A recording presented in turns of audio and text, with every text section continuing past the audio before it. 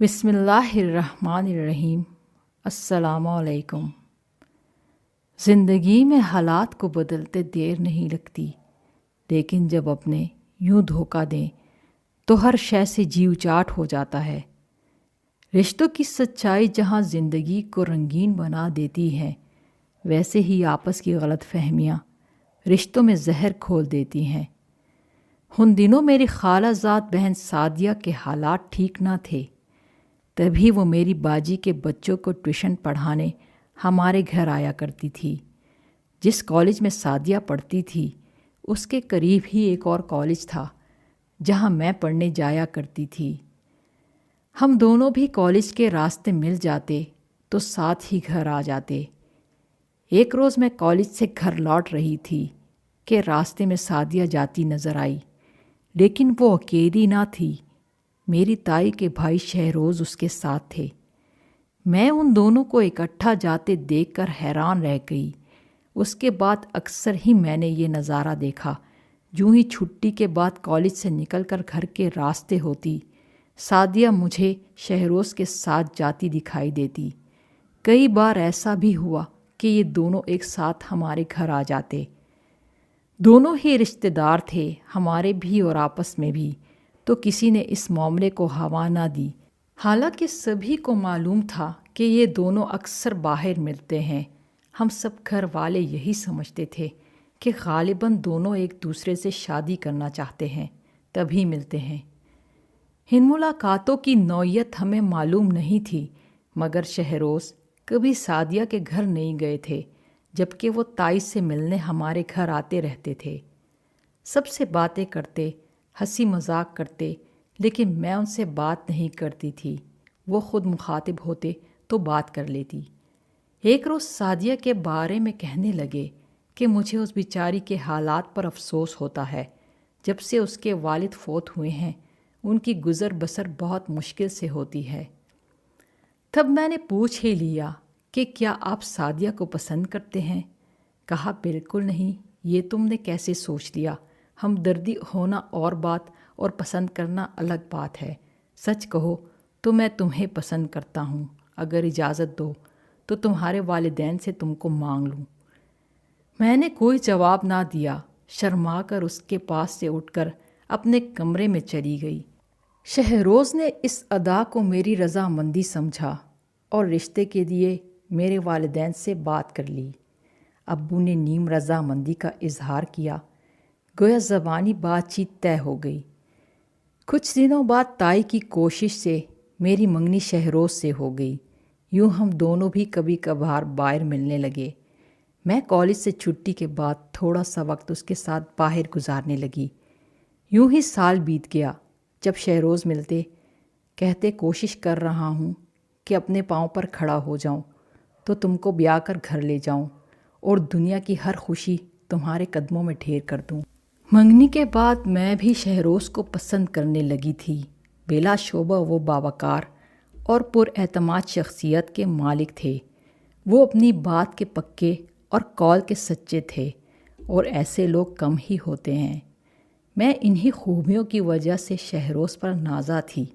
ان کے فائنل امتحان ختم ہو چکے تھے، لہٰذا وہ اپنے گھر والوں سے ملنے چلے گئے اور 2 ماہ بعد لوٹے۔ شہروز جب واپس آئے تو میرے گھر والوں اور میرے لیے بہت سے تحفے لائے، لیکن سعدیہ کے لیے کوئی تحفہ نہ لائے۔ اس روز وہ ہمارے گھر بیٹھی بچوں کو ٹیوشن پڑھا رہی تھی۔ اس نے شہروز سے ہم کلام ہونا چاہا، مگر انہوں نے اسے کوئی لفٹ نہ دی۔ مذاق کرنا چاہا تو بھی شہروز نے اس کو روکھے پن سے نظر انداز کر دیا اور تمام وقت اس کے ساتھ کوئی بات نہ کی۔ اب وہ روز آنے لگے، مجھ سے باتیں کرتے، سعدیہ موجود ہوتی تو اس سے ہم کلام نہ ہوتے۔ تب مجھے ان کا یہ روکھا پن بڑا عجیب لگتا۔ اکثر کالج سے واپسی پر سعدیہ مجھ کو شہروز کے ساتھ جاتے ہوئے دیکھتی، تب اس کا منہ اتر جاتا، چہرہ دھواں دھواں ہو جاتا۔ آخر کار رقابت نے اس کے اندر ایسی آگ کو جنم دیا کہ وہ اس میں خود ہی جل جل کر راکھ ہونے لگی۔ وہ خاموش تھی، مگر اس کے اندر خطرناک قسم کی رقابت پل رہی تھی۔ اس نے میری بڑی بہن سے دوستی کر لی اور ان کے قریب ہو گئی۔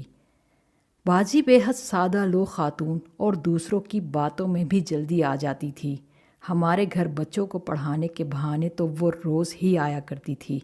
अब वो ज़्यादातर बाजी के पास बैठी नज़र आने लगी। बताती चलूँ कि मेरे वालिद और बाजी के ससुर आपस में सगे भाई थे। यूँ उनका घर हमारे घर के साथ ही था। जब बाजी की शादी हुई तो अब्बू ने बीच की दीवार भी निकलवा दी ताकि बेटी और उसके बच्चे आंखों के सामने रहें। जब मैं देर तक सादिया को बाजी से बातें करती देखती तो मेरी समझ में ना आता कि वो दोनों कौन से ऐसे हाल अहवाल करती हैं कि उनकी बातें ख़त्म नहीं होती। सादिया दरअसल मेरी और शहरोज़ की मंगनी से इतनी ज़ख्म खोर्दा हो गई थी कि वो छोटी छोटी बातें करके बाजी को शहरोज़ के ख़िलाफ़ कर रही थी। उसने उनको बताया कि शहरोज़ अरसा तक उसे मोहब्बत का झांसा देता रहा और फिर उसकी इज़्ज़त को तार तार करके उससे मुंह फेर लिया है।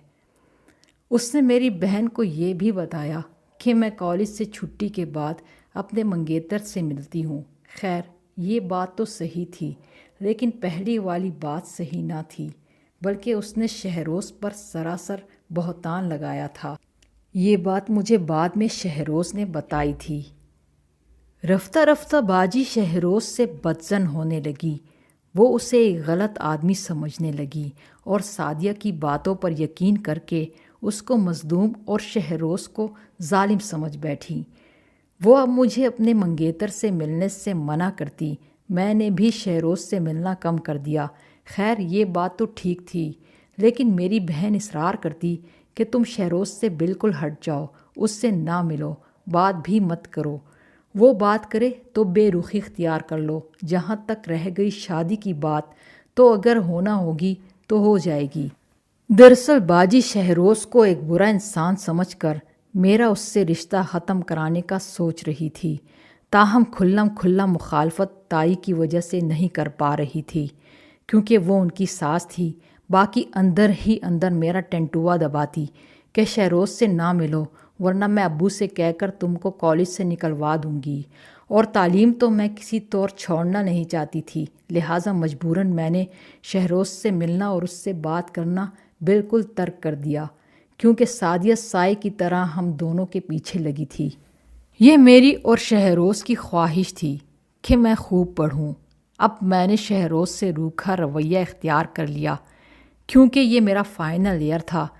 तभी मैं कोई अड़चन ना चाहती थी कि सादिया की साजिश का शिकार होकर इम्तहान देने से रह जाऊं। शहरोज़ को उन सब बातों का कुछ इल्म ना था, तभी वो काफ़ी परेशान रहने लगे थे। बाजी ने अम्मी को सादिया की कई बातें बताईं तो वो भी शहरोज़ से बदज़न हो गई। उनका ख्याल था पहले अच्छी तरह से उसके और सादिया के गुज़रे मरासम के बारे में छानबीन कर ली जाए, फिर मंगनी को पक्का समझा जाए। अम्मी ने मुझसे कहा, शहरोज़ ने माजी में सादिया से चक्कर चलाया था, बेहतर होगा तुम इस शादी से इनकार कर दो ताकि हम तुम्हारी ताई के सामने बुरे ना बने, वरना उनसे ताल्लुकात ख़राब हो जाएंगे। ये बात मैंने शहरोज़ से कही। वो बहुत परेशान हो गया। बाजी ने भी कई बार मुझसे यही बात कही, लेकिन मैं चुप रही, इनकार किया ना इकरार। मैं अब्बू की जानिब देख रही थी, क्योंकि औरतों ने बातें उनके कानों में भी पहुंचा दी थी, लेकिन वो तहम्मुल से काम ले रहे थे। कहा कि मुमकिन है सादिया शहरोज़ पर इल्ज़ाम लगा रही हो। उनको ऐसा ही लग रहा था। वो एक जहाँ दीदा आदमी थे। जल्दबाजी में मंगनी तोड़ने का ऐलान करके भाई भाभी को नाराज़ नहीं करना चाहते थे। घर का माहौल ऐसा हो गया कि मुझे खौफ आने लगा, कहीं अम्मी या बाजी शहरोज़ की बेइज्जती ना कर दें। एक रोज़ जब वो हमारे घर आए तो मैंने मौका पाकर उनसे कहा कि आप यहाँ मत आया करें। कहने लगे, बाहर नहीं मिलती हो, घर इसलिए आता हूँ कि यहाँ मिल लूँ, तुमसे बात कर लूँ। मैंने इल्तिजा की, मुझसे ना मिला करें, हमारी मंगनी तो हो चुकी है, अगर किस्मत में शादी हुई तो मिल ही जाएंगे। वो अफसुर्दा हो गए। मुझसे ना मिलने की वजह पूछी। मैंने कोई वजह ना बताई, बस यही कहा आप मुझसे ना मिला करें। उसके बाद भी वो घर आए, मैं ना मिलती, बल्कि उनको देखते ही पड़ोस में चली जाती। सबसे ज़्यादा मुझे अपनी बाजी का खौफ था। جنہوں نے دھمکی دی تھی اگر تمہیں میں نے شہروز سے بات کرتے دیکھ لیا تو کالج سے نکلوا دوں گی۔ میں تو باجی کے خوف سے ایسا کر رہی تھی اور شہروز سمجھ رہے تھے کہ میں ان سے نفرت کرنے لگی ہوں۔ جب کسی کی منگیتر اس طرح کا رویہ اختیار کر لے تو وہ آدمی کیا کچھ سوچنے پر مجبور نہ ہوگا۔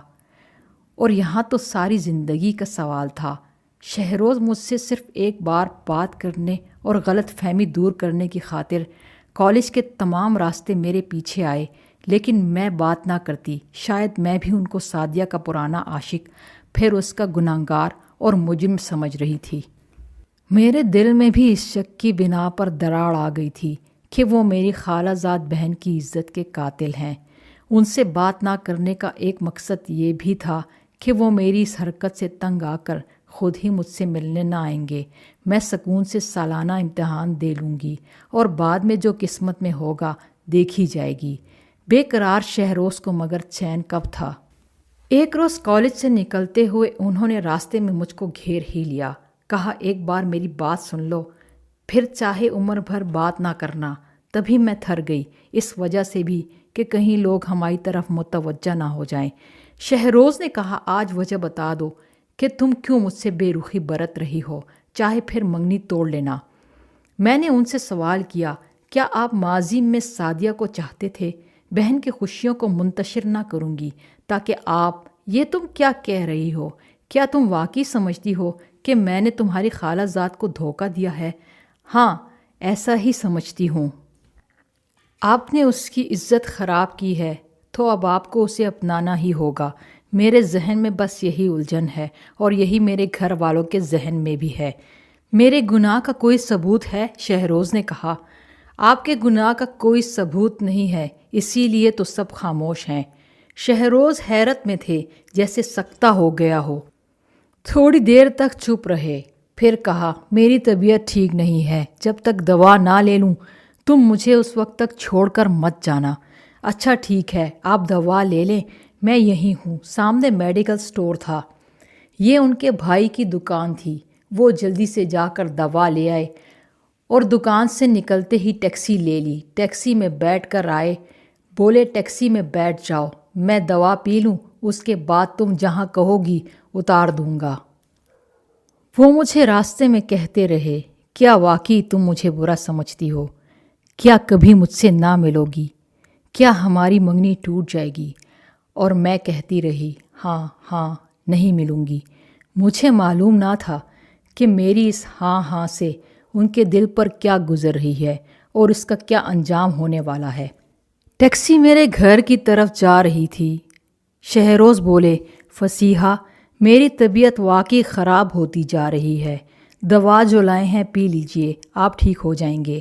آج کے بعد تم واقعی نہ ملو گی، آخری بار پوچھ رہا ہوں۔ نہیں ملوں گی، مجبوری ہے، میں نے جواب دیا۔ اچھا تو ایک یہ میری آخری خواہش ہے، اسے پوری کر دو، یہ دوا تم مجھے اپنے ہاتھوں سے پلا دو۔ میں نے کہا ٹھیک ہے، اور ایک جگہ ٹیکسی روک کر میں نے اپنے ہاتھوں سے دوا شہروز کو پلا دی۔ دوا پینے کے چند منٹ بعد ہی ان کا چہرہ عجیب سا ہو گیا۔ پریشان تھی کہ ان کے منہ سے جھاگ آنا کیوں شروع ہو گیا۔ کیا انہوں نے غلط دوا لے لی تھی؟ میں رونے لگی۔ شہروز، آپ کو کیا ہو گیا؟ آپ ٹھیک ہو جائیں، میں یہ منگنی نہیں توڑوں گی۔ وہ بولے آخری وعدہ کرو، جب کچھ دیر بعد میں اس دنیا میں نہ رہوں گا تم کسی کو یہ مت کہنا کہ یہ دوائی تم نے مجھے اپنے ہاتھوں سے پلائی تھی۔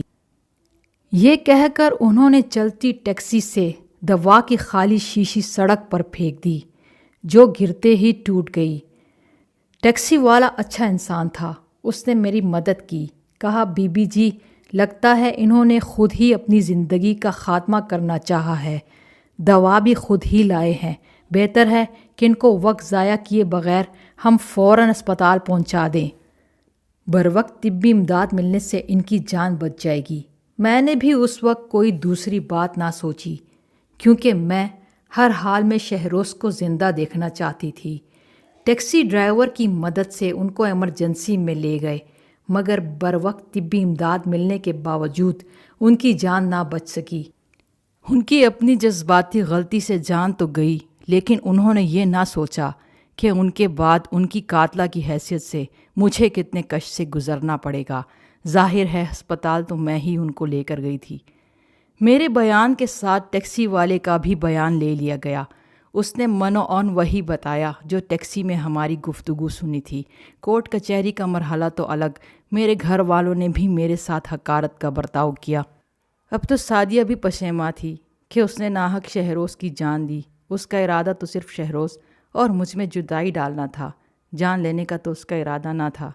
اس نے باجی کو رو رو کر اصل بات بتا دی کہ وہ غربت سے پریشان تھی اور شہروز نے اسے منہ بولی بہن بنایا ہوا تھا، کیونکہ دونوں ایک محلے میں رہتے تھے۔ شہروز اور اس کے گھر والے سعدیہ کے خراب مالی حالات سے بخوبی واقف تھے، تبھی وہ ان کی مدد کرتے رہتے تھے، لیکن کسی کو بتاتے نہ تھے، یعنی اپنی نیکی کا ڈھنڈورا نہیں پیٹتے تھے۔ جب شہروز نے مجھے پسند کر لیا تو سعدیہ کے دل میں رقابت کا جذبہ پیدا ہو گیا۔ وہ اس سے شادی کی خواہاں ہو گئی۔ اس نے شہروز سے اپنی اس خواہش کا اظہار کیا تو ان کو اس لڑکی کی یہ بات پسند نہ آئی اور انہوں نے اس کو ڈٹائی سے جواب دیا۔ تب وہ بھی ان کی خوشیوں کی دشمن ہو گئی۔ اسپتال سے ہی کیس پولیس کی تحویل میں چلا گیا۔ ٹیکسی ڈرائیور کی گواہی سے بھی میری جان نہ چھوٹی۔ یہ تو بھلا ہو پاکستانی کرنسی کا، جو پولیس والوں کو کتنی بھلی لگتی ہے کہ اصل قاتل بھی چھوٹ جاتے ہیں۔ میں نے تو پھر قتل نہ کیا تھا۔ بہرحال کرنسی نے تو کام دکھایا اور بات بڑھنے سے قبل ہی پولیس اسٹیشن میں ختم ہو گئی۔ کرنسی نے مجھے سزا اور رسوائی سے تو بچا لیا، لیکن آج 50 برس گزر جانے کے بعد بھی یوں لگتا ہے جیسے میں اپنے ضمیر کی جیل میں قید، پشیمانی کی سلاخوں کے پیچھے قید کی سزا بھگت رہی ہوں۔ اے کاش میں نے اس کو یہ نہ کہا ہوتا کہ تم سے کبھی نہ ملوں گی۔ اس ایک جملے کی وجہ سے کیا بتاؤں کہ اب بھی میرا دل ویران ہے۔ شہروز نے یہ جملے کہنے کی مجھے کتنی کڑی سزا دی ہے۔ اب مجھے عمر قید لگتی ہے۔ میں نے ابھی تک شادی نہیں کی، جبکہ 67 سال عمر ہونے کو آئی ہے۔ شادی کی عمر تو نکل چکی، لیکن میں آج بھی اس غم سے نکل نہ سکی، جو غم اپنے جذبات کے ہاتھوں خود کو قتل کر کے شہروز میرے دل کے دامن میں ڈال گیا ہے۔ اب تک یہ سوچتی ہوں کہ میں ایک محبت کرنے والے دل کو کرچھی کرچھی کر کے اس کے قتل کا سبب بن گئی۔ اگر یوں ڈر کر اپنی بہن کی بات نہ مانی ہوتی اور پہلے دن ہی ابا جی سے بات کر لیتی تو آج شہروز اور میں ایک ساتھ ہوتے۔ سعدیہ کے جلے دل نے میری زندگی تو اجاڑ ہی دی، پر شہروز کو بھی حرام موت مرنے پر مجبور کر دیا۔